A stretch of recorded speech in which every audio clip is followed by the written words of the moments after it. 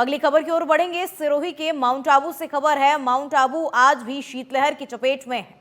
Mount Abu में कड़ाके की ठंड का जो दौर है वो जारी है। आज भी पारा 0 डिग्री के आसपास रहने का अनुमान लगाया जा रहा है। अलाव जलाकर लोग सर्दी से बचने का प्रयास कर रहे हैं और कई इलाकों में हल्की बर्फ की परत जमी हुई है। पर्यटक जो हैं वो इस वक्त मौसम का आनंद ले रहे हैं। भारी संख्या में सैलानी जो है वो माउंट आबू पहुंच रहे हैं और मौसम का लुत्फ उठा रहे हैं। लेकिन जो पारा है वो 0 डिग्री के आसपास रहने का अनुमान लगाया जा रहा है, जिससे लोगों को काफ़ी परेशानी भी होगी, क्योंकि शीतलहर से जनजीवन प्रभावित होता है।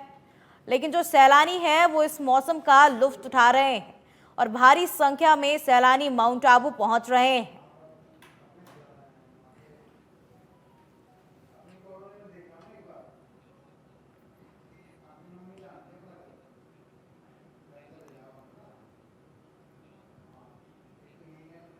और दीपक हमारे साथ सीधा माउंट आबू से लाइव जुड़ चुके हैं। दीपक, क्या कुछ नज़ारा अभी बना हुआ है? सर्दी का कैसा सितम है वो लोगों पे ढा रहा है और देखिए भारी मात्रा में पर्यटक भी वहां पहुंच रहे हैं। देखिए, सर्दी का माहौल पिछले 7 दिन से माउंट आबू का तापमान माइनस में है, -4, -5, -3। वहीं आज हल्के बादल होने से थोड़ा सा तापमान में उछाल आया और तापमान लगा। और ऐसे में कह सकते हैं कि सुबह लोग यहाँ जो जनजीवन है वो देर से शुरू होता है। मेरे कैमरामैन किशन दैया दिखाएंगे पीछे कि पूरा जो रोड है वो अभी खाली है, पर इक्का दुक्का पर्यटक यहाँ पर दिख रहे हैं। और जैसे जैसे दिन चढ़ेगा और जैसे जैसे लोगों की ठंड दूर होगी, वैसे वैसे यहाँ पर पर्यटकों की अच्छी खासी भीड़ देखने को मिलेगी। जी खुशबू। देखिए, अब वहाँ पे जो सैलानी हैं वो भी भारी संख्या में वहाँ पे पहुँच रहे हैं, तो जनजीवन जो है वो प्रभावित होता हुआ भी नजर आ रहा है और साथ ही सैलानी इसका आनंद भी ले रहे हैं। जी, यहाँ देखिए सैलानी जो मुख्य यहाँ पर नक्की लेक है, वहाँ पर इसकी जो सुंदर तस्वीरें हैं, माउंट आबू के जो अन्य पर्यटन स्थल है वहाँ की जो सुंदर तस्वीरें हैं उनको कैमरे में कैद करते हुए नजर आते हैं, कुछ सेल्फी लेते हुए नजर आते हैं। वहीं जो मैदानी इलाके हैं और जो दूर दराज इलाके हैं वहाँ पर पानी के आसपास और मैदानी इलाकों में जो ओस है वो बर्फ़ के रूप में तब्दील हो रही है। तो ऐसे में उस बर्फ़ का आनंद लेने ही सैलानी यहाँ पर आते हैं। जी बिल्कुल दीपक, शुक्रिया तमाम जानकारी साझा करने के लिए।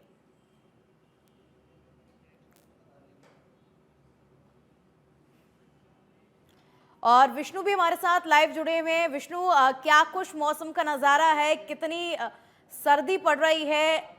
जानकारी दीजिए। मैं आपको बताना चाहता हूँ कि पूरी राजस्थान का जो क्षेत्र है इसमें एनसीआर जो जुड़ा हुआ है, इसके चलते यहाँ काफ़ी जो सर्दी का है, जो नवंबर, दिसंबर और जनवरी यानी फरवरी तक का जो मौसम है वो सर्दी का रहता है।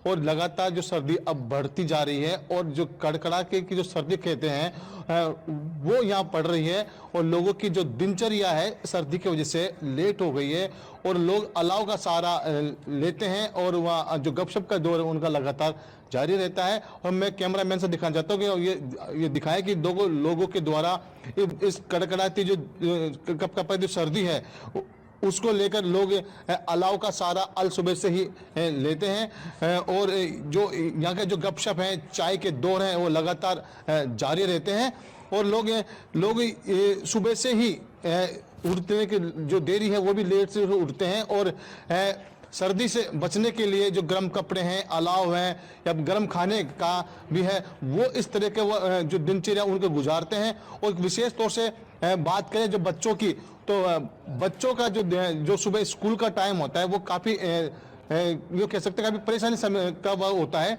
बच्चे उठने में लेट हो जाते हैं और स्कूल जाने में भी कतराते हैं। छोटे बच्चे होते हैं जो LKG या फर्स्ट सेकंड के बच्चे होते हैं, उनको भी काफ़ी परेशानी सामना करना पड़ता। साथ ही उनको जो परिजन हैं उनको भी बच्चों को सुबह तैयार करने में, स्कूल भेजने में समस्या आती है।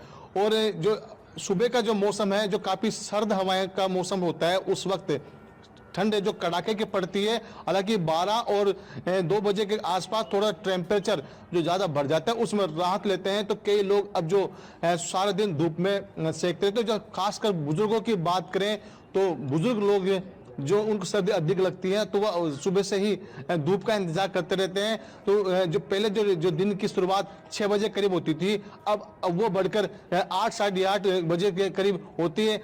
हम बताना चाहते हैं कि अब करीब 9 बजे का समय होने वाला है और लोग अभी भी जो सर्दी से बचाव के लिए अलाव का सहारा ले रहे हैं, धूप सेक रहे हैं। इस तरह का जो मौसम है सर्दी, हालांकि लोग अच्छा भी मानते हैं, क्योंकि अब जो किसान लोगों की बात करें तो जब तक एक बरसात नहीं हो जाएगी, यानी मावठ नहीं हो जाएगी, तो किसानों के लिए वरदान साबित होगा, क्योंकि जो फसल के लिए एक बरसात होना जरूरी है।